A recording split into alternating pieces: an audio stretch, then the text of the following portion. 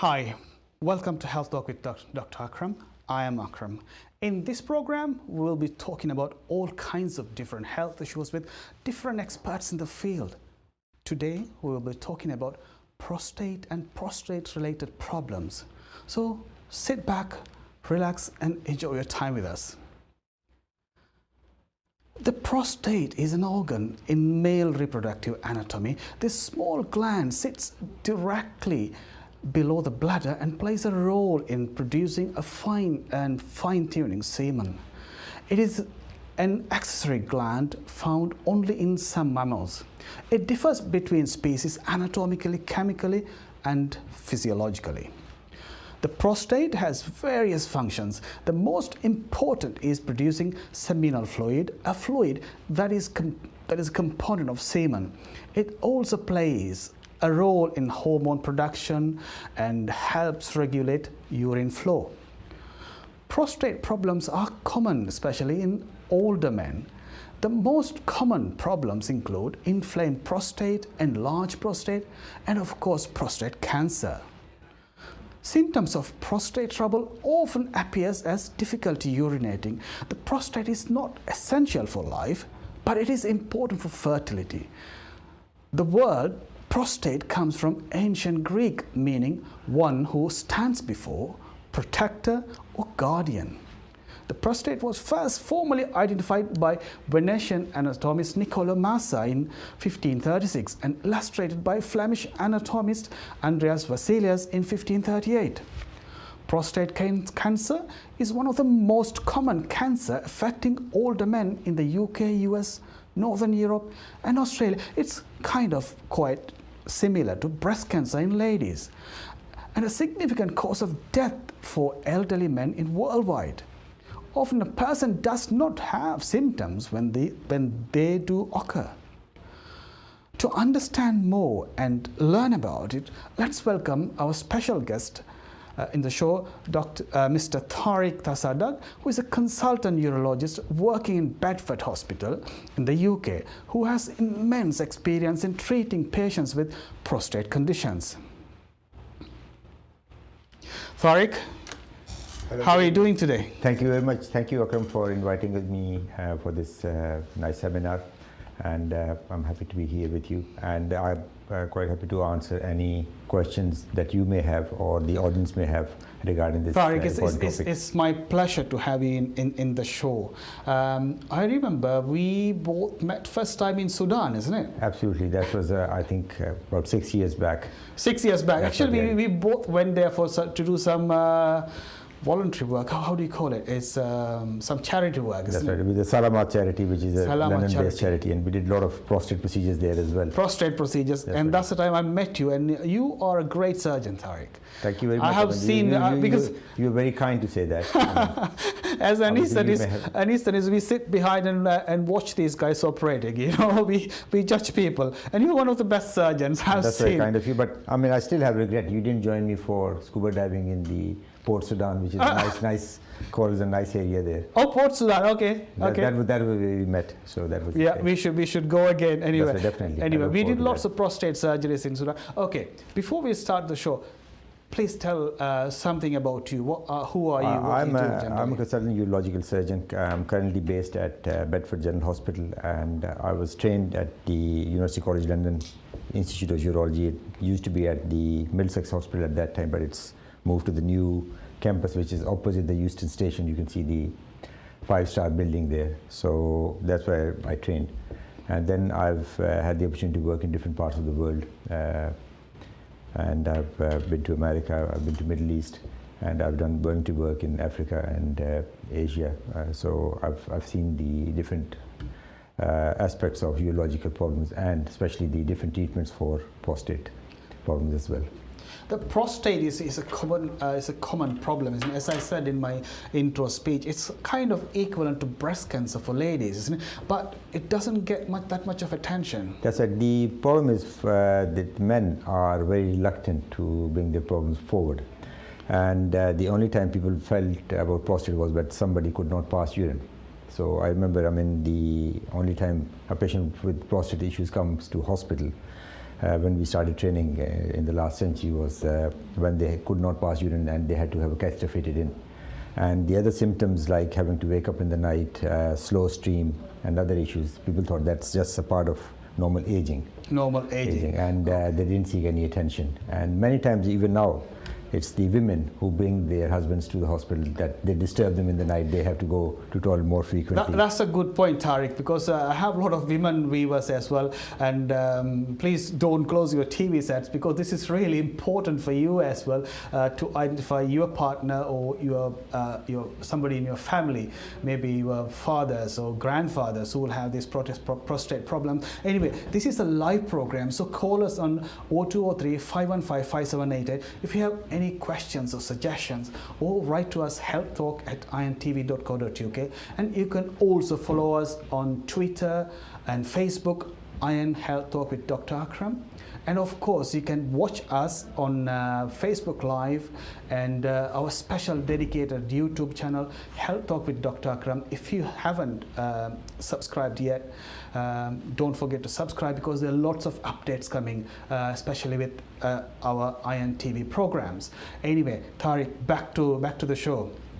Okay, let's talk a little bit about what is this prostate is about. What are we talking here? As you mentioned in your introduction, it's sort of an accessory prostate, and even when you remove the prostate for prostate cancer or other diseases, people carry on living. So it's a gland sitting at the base of the bladder, and the water pipe goes through it. So as men get older, the prostate's enlarged, and the urine tube which goes through it gets constricted. So that puts pressure on the bladder as well, and the first symptom is that when there's pass water, the stream is not as good. Then when it gets bigger, that starts causing problems for the bladder as well. Bladder doesn't empty very well. They're more liable to get infections, and in later stages it can even affect the kidney function, because kidneys can't drain, and sometimes the presentation of a prostate problem is with impaired kidney function or kidney failure. But as I imagine, if you think the bladder as a reservoir, and the water is going out from there, and the prostate sits just underneath, isn't it? Yeah, absolutely. That's right. Yeah, it's a sort of a valve at the bladder, and one part of the prostate does play as a valve as well. So it plays as a valve. As a valve, and especially for when men when they have ejaculation, the valve closes so that the ejaculate, which comes through the prostate, goes out to the urethra. It doesn't go back into the bladder. And people who had prostate surgery, we warn them that after this operation they won't be able to produce more children, because the valve that stops the semen going into the bladder is not there anymore. All right. So it goes into the bladder, and then it's drained with urine.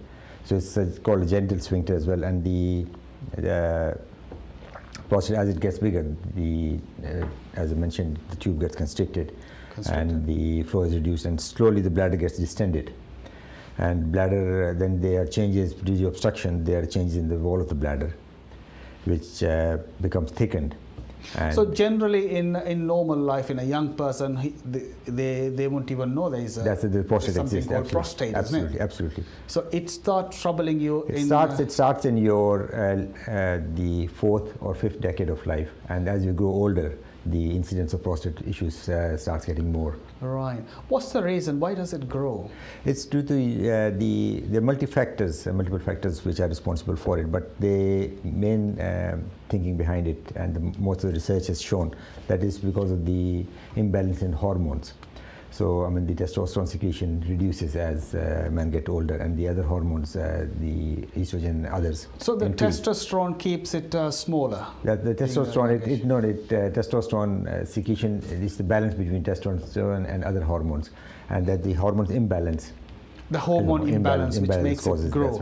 So in the young age, they have everything is normal. Is normal, and as they grow older, so is it like everybody?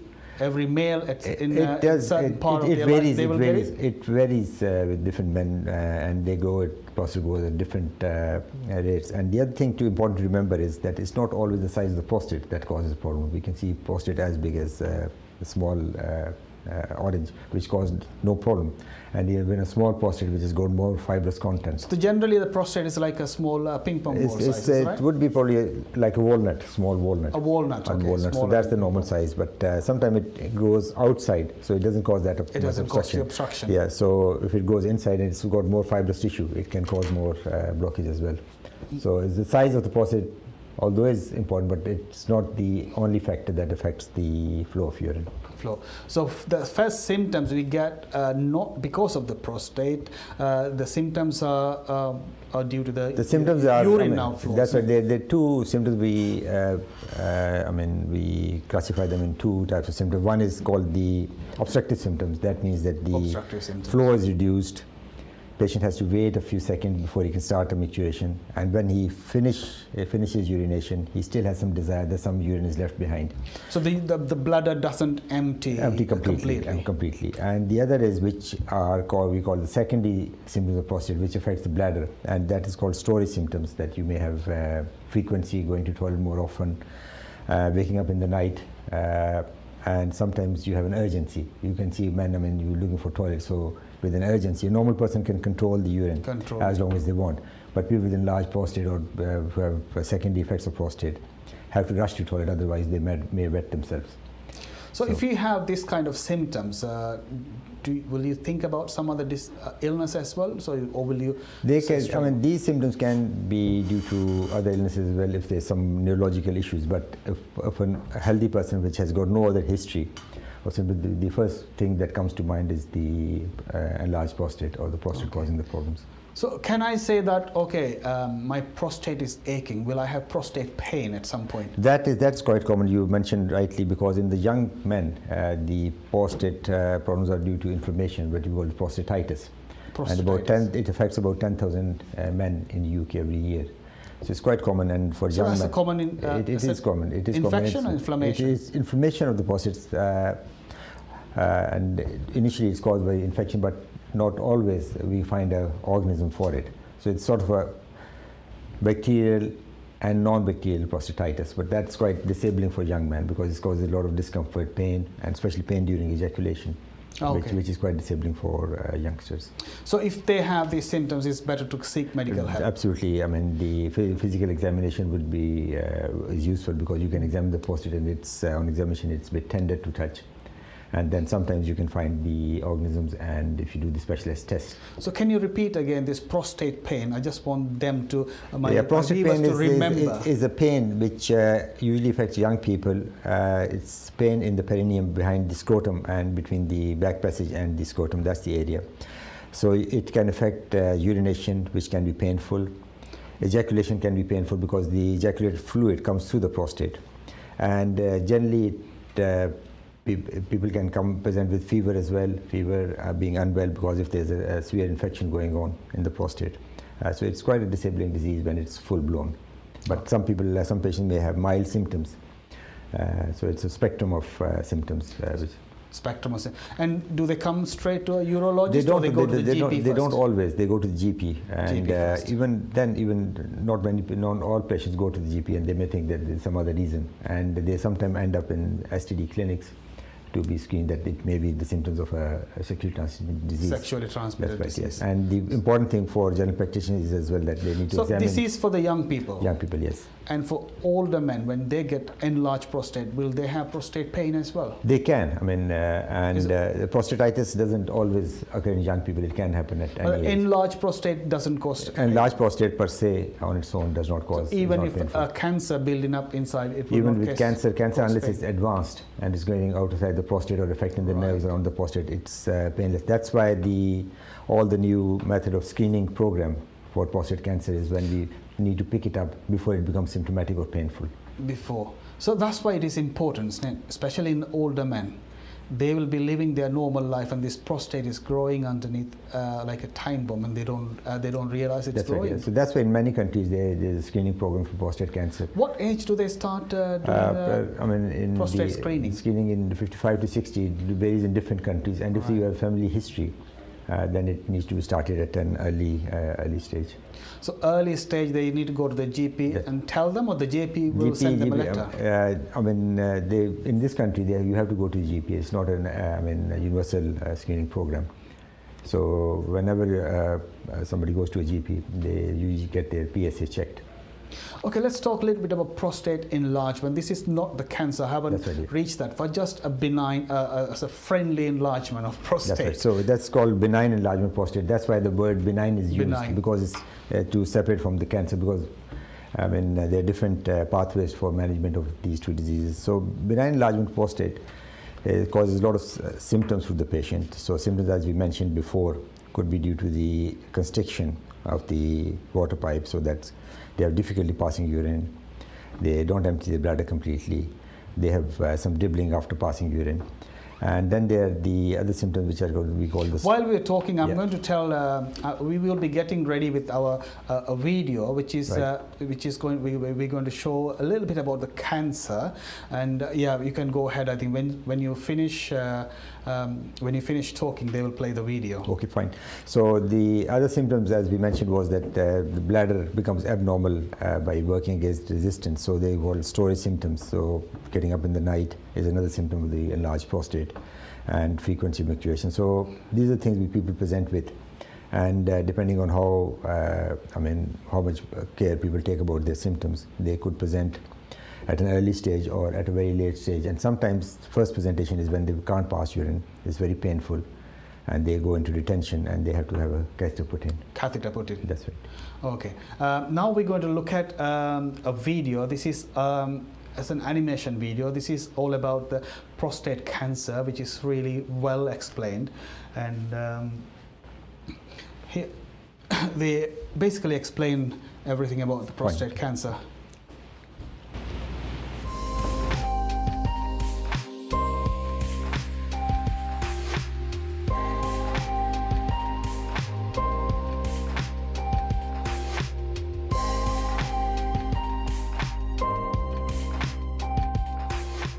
Considerations in advanced prostate cancer.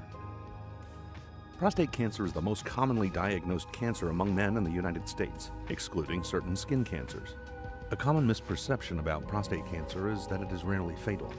In fact, it is the second leading cause of cancer-related death among men in the United States. While it is true that prostate cancer is largely curable when diagnosed and treated early, patients with advanced prostate cancer have a less favorable prognosis. Advanced prostate cancer is defined as cancer that has spread beyond the original tumor. The most recent statistics estimate that 3 out of 10 men are still alive 5 years after being diagnosed with advanced prostate cancer. Male hormones, such as testosterone, cause prostate cancer to grow and survive. Early treatments for prostate cancer attempt to lower levels of testosterone in the body. This is known as hormone therapy. However, prostate cancer tumors may eventually begin to grow again, even though levels of testosterone in the body are low. At this point, the cancer is considered to be advanced. Researchers are studying why this occurs to gain a better understanding of how to develop treatments for prostate cancer. Talk to your doctor about questions you may have about advanced prostate cancer. Recent basic science and medical evidence suggest that one possible reason that tumors continue to grow is that they become extremely sensitive to the low levels of testosterone that surround them. In this way, tumors can grow even though there are extremely low levels of testosterone in the bloodstream. Additionally, studies done in both animals and humans show that the tumor may begin to produce its own supply of testosterone. This means the tumor is capable of fueling its own growth. In other words, in advanced prostate cancer, there is evidence to suggest that the tumor may be providing its own testosterone so that it can grow without depending on other sources of testosterone production. Talk to your doctor about new information regarding advanced prostate cancer.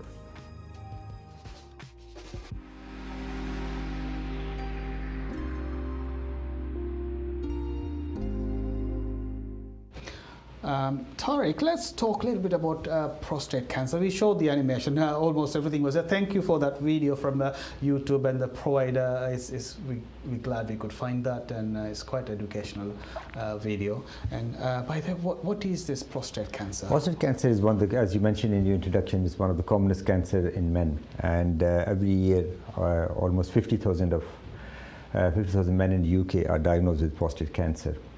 So, and 12,000 men die of prostate cancer every year in United Kingdom. So it is a common cancer, and that's why the consensus is to try to pick up these cancers at an early stage. Early stage. So that they can be amenable to treatment. And not all cancers need treatment. That's the other important thing to remember, that we may diagnose some cancers and some cancers can be followed up. So the concept of active surveillance has come in.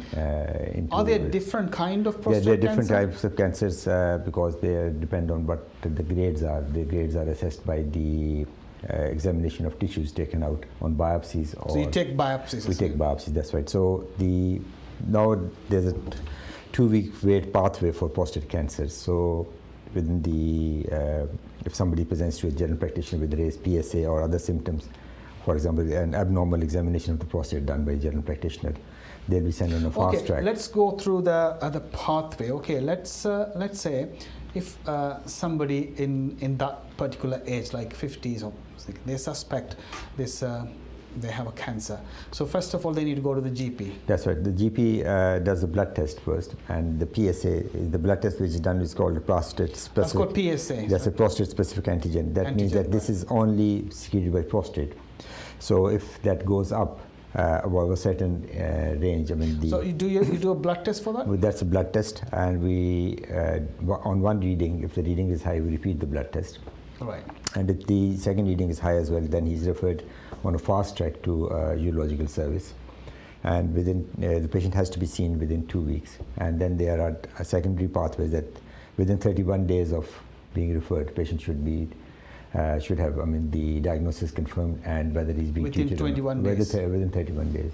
Yeah. 31 days, and it's being reduced with 62 days, then 31 days, and then it will be 21 days, so that they want to reduce the window from referral to diagnosis and treatment. So that's because the cancer is quite dangerous. They want to separate the dangerous cancer from the, I mean, less dangerous. They want to identify it quite early, because that's right, in order to reduce the morbidity and mortality. Today we are talking about prostate and problems related to prostate. Our special guest on the show, Mr. Tariq Tasadak, is a urologist. So far we discussed the basics about prostate, what is it about, and a little bit about benign prostate enlargement, and we touched upon the cancer. We played a video as well, that's the animation about the cancer. Now, from now on, we're going to talk more about the treatment, what we could do for this prostate. So, ladies and men, don't go away. This is a really important program. You need to know all about this.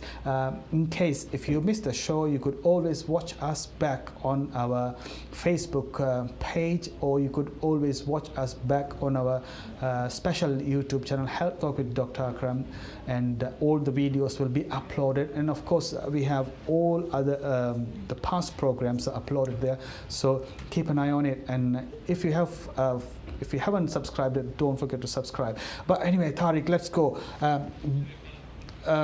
Oh, well, there is a caller. Let's get the caller on. Hello? Hello. Hello, welcome to the show, sir. What's your name, please? Syed Ahmad. Syed Ahmad, yes, please go ahead. আমি বলতে চাচ্ছিলাম যে doctor স্টুডিওতে বলছি Syed Ahmad. So you want to talk in Bangla? What we do, I will let you talk to the studio. There are people who speak Bangla, and they will get your question. They will translate it to me, and then we'll come back to you. Is that all right?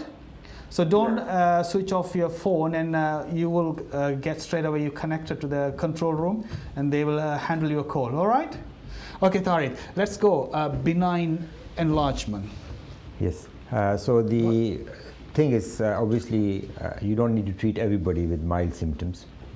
First of all, if the problem is that they have to get up more frequently in the night, then we can start with, first of all, fluid modification, dietary modification, to ask them that they need to reduce fluid intake during the night. So reduce fluid intake in during the the night. night, and obviously not to drink 2 to 3 hours before going to bed. So that may improve the symptoms. But before we do all of these, we just need to make sure that we are treating them safely. They've got no infections. We need to check the urine for infection, blood for PSA. Blood for kidney function are important because prostate, as I mentioned, can affect the So kidney you need function. to take a couple of bloods. A couple of blood tests, a urine test, and then urine a detailed test. history. And then there's a sort of a performer which is available in GP surgery, which we call this International Prostate Symptoms Score. National Prostate Symptoms Score. IPSS, International Prostate Symptoms Score, and then the score of bother. So we grade them for low score, which will only require some dietary modification or some general advice, to higher score, which is affecting the quality of life.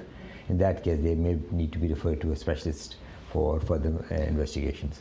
So simply they will go to the, so if you have these symptoms, you will go to the GP practice, and they will give you a sheet and they're going to score according to your symptoms. That's right. And secondly, from they will decide which ones to go and Which which one to ones go to treat in the general practice. The important thing to remember is to rule out infection by checking the urine, rule out any prostate cancer by checking blood for PSA, and make sure the kidney function is normal. kidney function is normal. That's right. So, and if there's any infection, the GP will treat the infection accordingly. If Right. the PSA is on the higher side, then the patient will be fast-tracked on a cancer pathway. Excellent. And the kidney functions are abnormal, then obviously they need to be referred urgently. Maybe the prostate is causing obstruction to the kidneys. So in the UK, when you advise our viewers to go and consult the GP about prostate, is there any age you would suggest for them to go? The thing is, or they wait for the symptoms? the symptoms, I mean, some people go through life without having any symptoms. Symptoms. Yes, so it's the symptomatic patients who will go there. But I mean, if you're going for the prostate screening, then obviously that's a different issue. So prostate altogether. screening. For screening for cancer is a different issue altogether. But for benign changes, obviously it depends on your symptoms. So there's not every man has to go through this prostate screening at some point in their life. No, I mean, We not- don't not have in- that not yet. in the UK. Okay, that's fine. Okay, let's talk about the cancers. What can we do for these cancers? Are they what kind of? Obviously the first thing is that the cancers have to be caught at an early stage because there are excellent treatments available, and patients can be cured of the prostate. So this cancer is curable. It is curable. It's if caught at an early stage, and once the prostate is gone, spread outside the prostate, then obviously there's a palliative care available with medication, hormone manipulation, and the chemotherapy. So the aim of the screening program is to pick up cancers, which require treatment, and ones which require treatment should be treated in an early stage, so that they can have an excellent outcome. So and the treatments available, the figures usually are this: once patient is diagnosed with prostate cancer, and it's assessed by the clinicians and by the multidisciplinary team meeting, because all new prostate cancers go through multidisciplinary meetings, which include. Who are in this team? In that team, there's a urologist, there's a radiologist, there's a medical oncologist, there's a radiation oncologist, and histopathologist. So they all sit down together. They look at all the cancers individually, so that all patients have a tailored treatment according to their cancer characteristics. So somebody with a low-grade cancer can be observed, with somebody with a high-grade cancer may need treatment immediately. So that's where the treatment decisions are made. Then these are communicated to the patients, and then patients are given a choice. For example, nowadays there's not much to choose between radical surgery and radical radiotherapy. So one patient may have personal preference for one choice or the other. So they can see both specialists, and then they can decide on their own.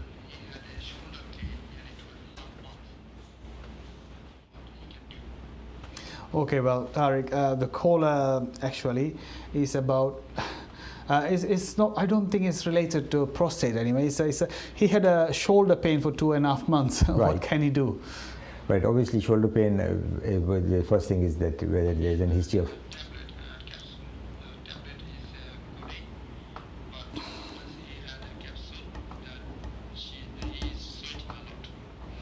So he was given codeine, and Right. once he had codeine, he was sweating a lot as well. Right, okay. Obviously, he needs to be seen by a general practitioner to see whether it's what sort of shoulder problem he has, whether it's a rotator cuff or a joint problem.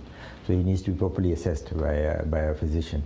So I mean, on the phone, we can't give the appropriate treatment because all medicines come with the baggage and they have side effects. So best thing would be to see your make an appointment to see your general practitioner, who can examine you and then advise you treatment accordingly.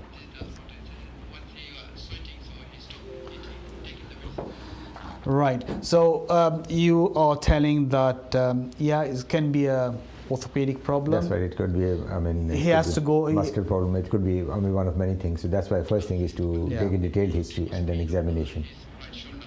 Yeah.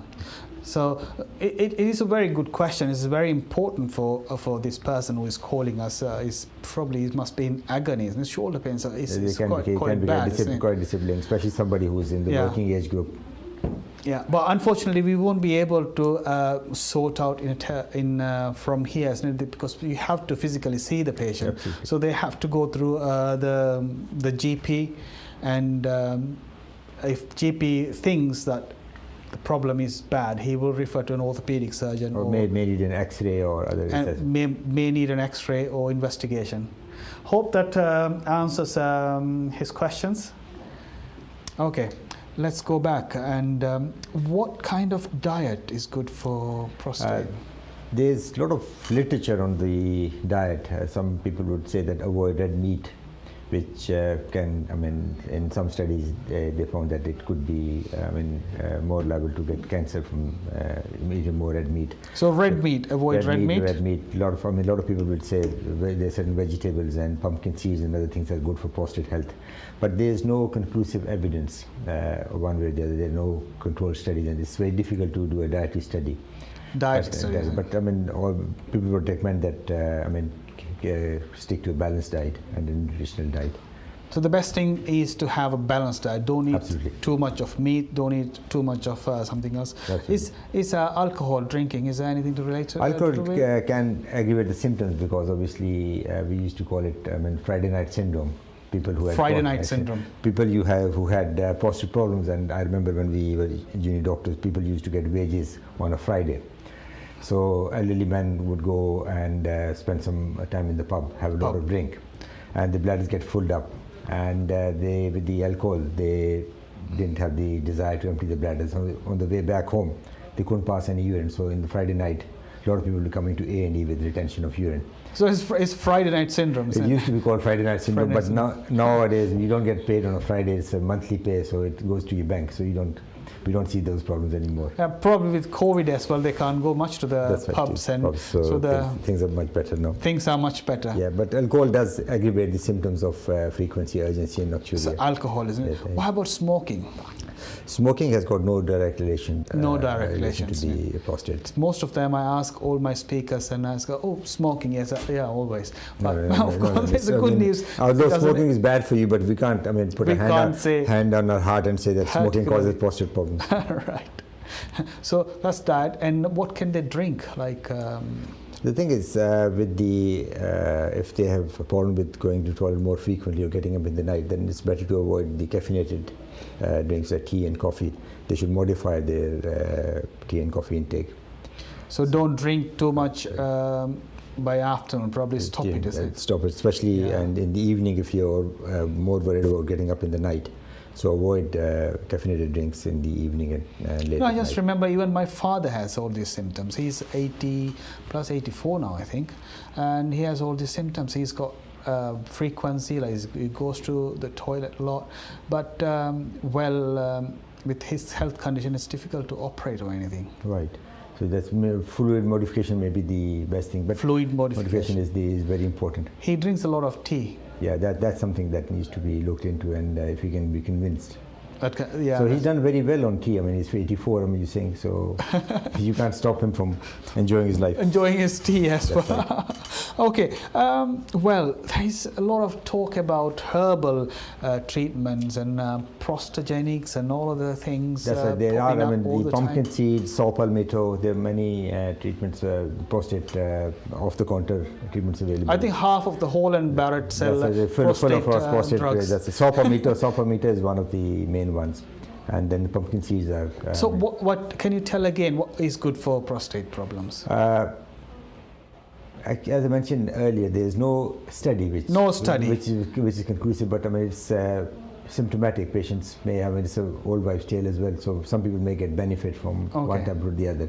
So they can say, look, I've been eating pumpkin seeds or seeds. Saw palmetto. There's another herbal medication. Saw palmetto. Okay. Yes, and these are the things which do help with our symptoms. So I mean, if somebody's psychologically being cured or it has a placebo effect, so there's at least there's no harm to these medications. The placebo effect is a good one, is because the brain thinks it is working and the body works. Well, absolutely. It's the central processor and it controls everything. Definitely. So it's not they are mad that placebo works. It's known in scientific It facts. has scientific basis. Yes. So herbal treatments. Are there any tablets in herbal tablets? I mean, there are treatment, the medication. There are two types of medication, two groups which we give for the benign enlargement of prostate. One is which is like the blood pressure medication, which relaxes the muscles inside the prostate. So when the muscles are relaxed, the valve is relaxed and the flow of urine is increased.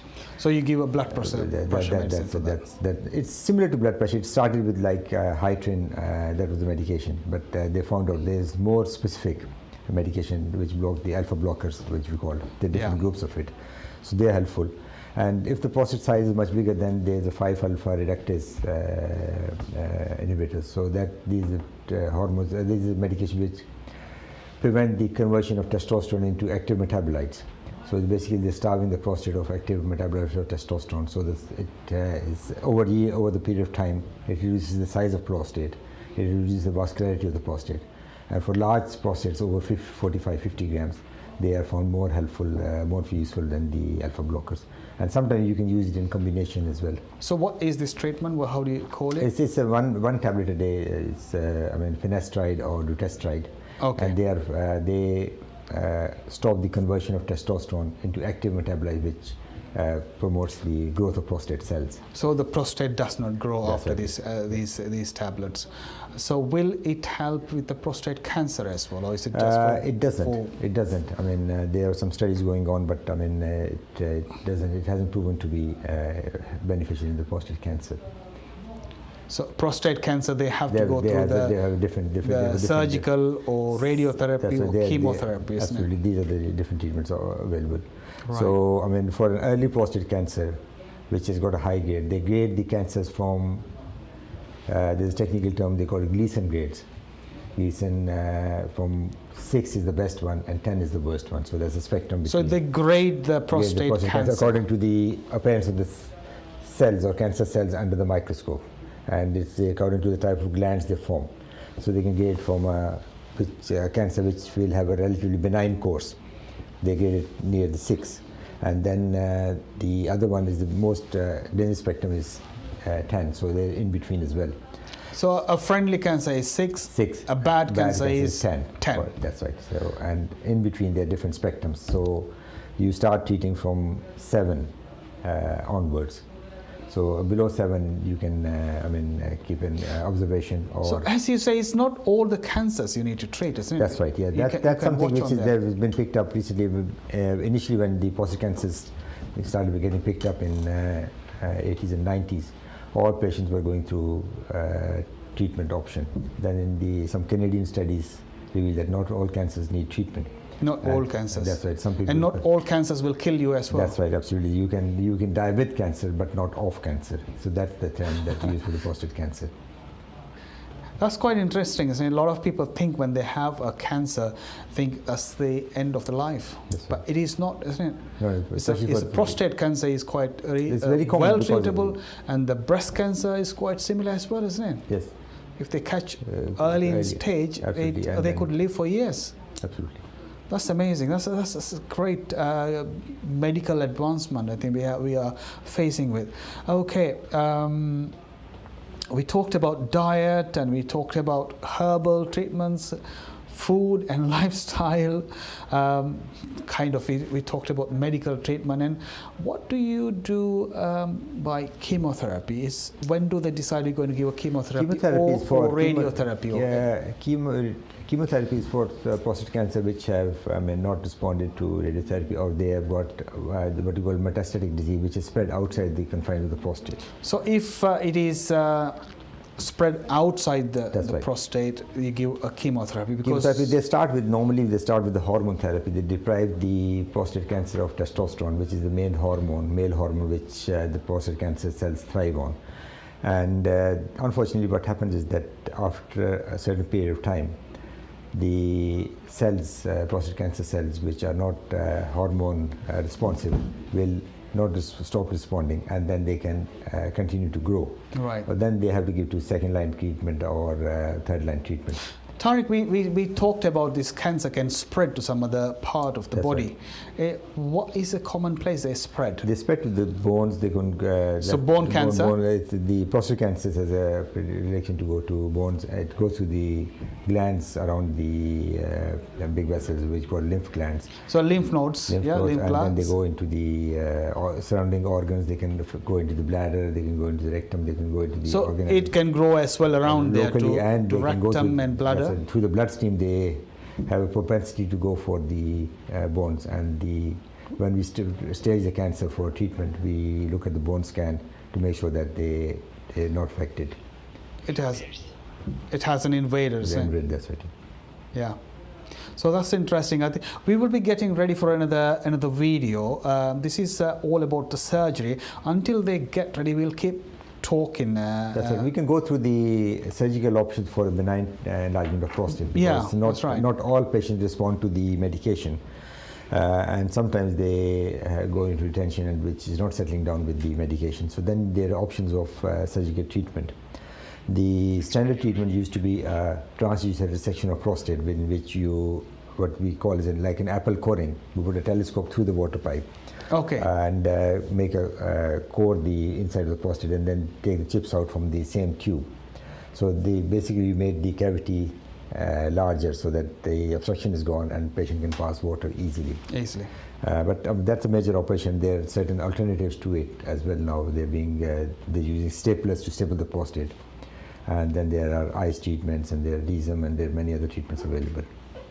Right, okay. Let's look at this video and see how we can do surgery without the surgeon. Of course, the surgeon is there, but the robot is operating. It's Da Vinci robot. Actually, I have been working with this robot for last maybe 10 years or more than that. It's been there for a long time, isn't it? And we use it on prostate surgeries as well. That's right, yes. It started with the prostate surgery, and now other specialties are using it as well. Yeah, specialty. Yeah, that's right. Yeah. So it is quite good access, isn't it, with this it is, and it's very surgery. patient friendly, because the incisions, there is no big incision.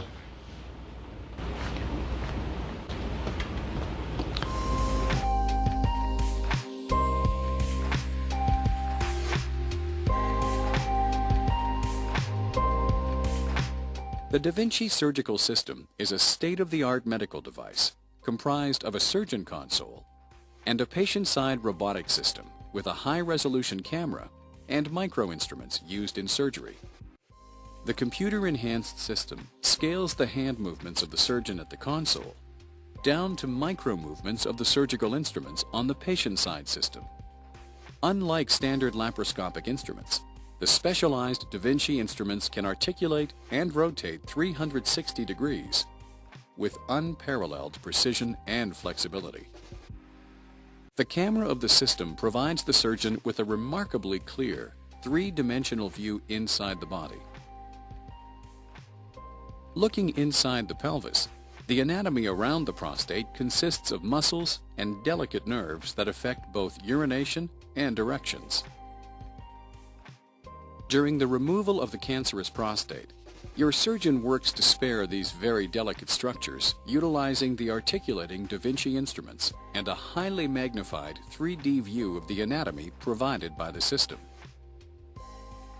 This added control and precision may assist the surgeon in preserving the anatomy necessary for urinary continence, as well as the nerve bundles responsible for erections. Once the prostate is cleanly detached, the prostate is then removed through a small incision. The bladder is reattached to the urine channel over a catheter. This catheter is left in place for a short period of time to ensure proper healing. The surgery is completed with the removal of the instruments and the closure of the small incisions in the abdomen.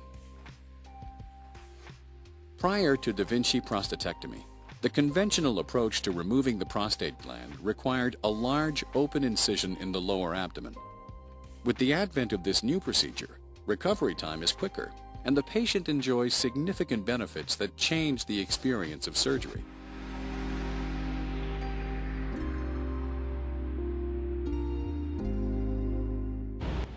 Tariq, let's talk about TURP.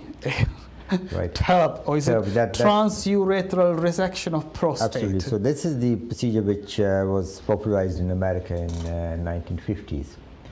And before that, all the prostate procedures were done through an open incision, and which has got a lot of morbidity. So before they did open incision. That's right. So open incision. This one does not have an incision. This does not have an incision. So what used to happen is they did open operation, then a lot of complications, bleeding.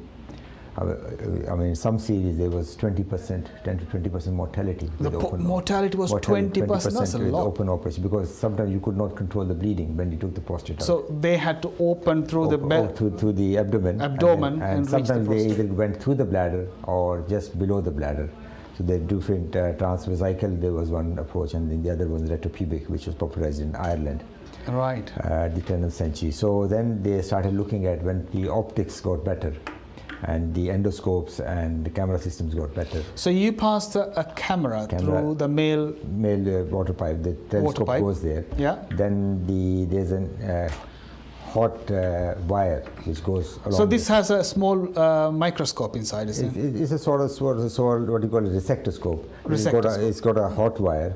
And a hot wire. Hot wire with like a cheese cutting. So it goes in there.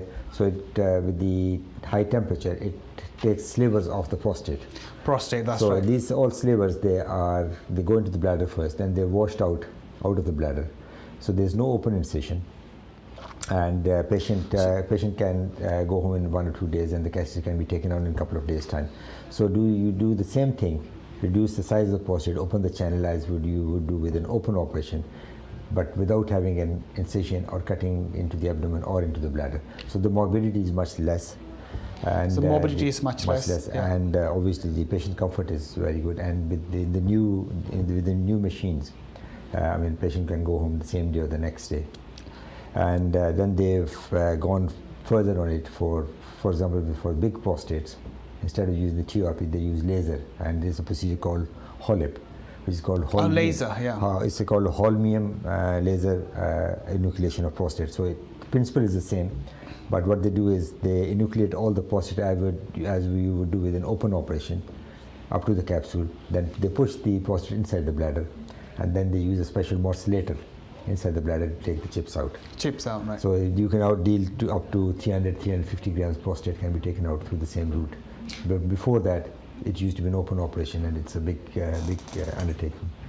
So basically, we pass this small probe through the telescope through the water pipe, through the urethra. You could see in the camera, right, in the screen, the prostate, isn't it? The prostate enlargement. Actually, yes. I was working on prostate. Actually, Monday I was doing a surgery, and my patient had a spinal anesthetic, so he was anesthetized from waist below, and was his request as well. It's one of the best one for this kind of operations, and he wanted to watch the operation. So I put the screen up between him and the surgeon, and we had two two TV screens, and one the surgeon could watch, and the other one I turned to the patient. So he was lying down, he was watching his own operation. That's right. And he found it was really amazing experience. He Absolutely. said it's perfectly fine, and because he had this anesthetic, he didn't feel anything down, and he probably didn't even sense that they were operating on him. And he was watching through this operation. Do you experience the way like that? we do some. There's a console, the anesthetic console, which can be turned towards the patient. Okay.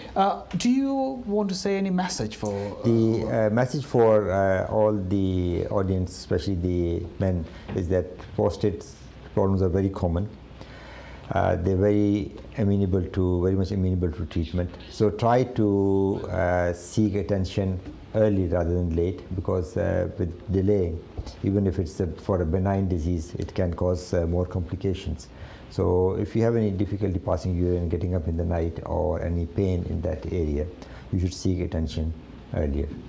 get help? Get help. Tariq, amazing. Thank you very much for a great show. And we thank really you much for enjoyed. inviting me over, and I look forward to coming here again. Thank you, Akram. Thank you very much. And by the way, thank you for all of you staying with us and listening to this amazing program. And we have given lots of information all about prostate and prostate related problems.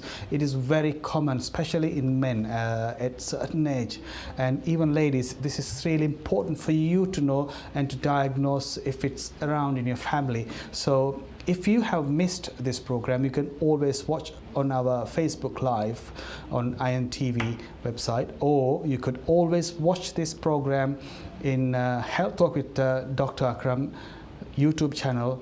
And please keep an eye out by now anyway. Thank you for staying with us on Iron Health Talk with Dr. Akram. If you have any further questions, please email us healthtalk@intv.co.uk or message us on our dedicated YouTube channel, Health Talk with Dr. Akram, or Facebook, Twitter, Instagram, and we'll of course respond as soon as we can. But for now, goodbye and keep yourself safe. Oh, by the way, next week we're going to talk about diabetes, so keep an eye. Thank you very much. Bye-bye.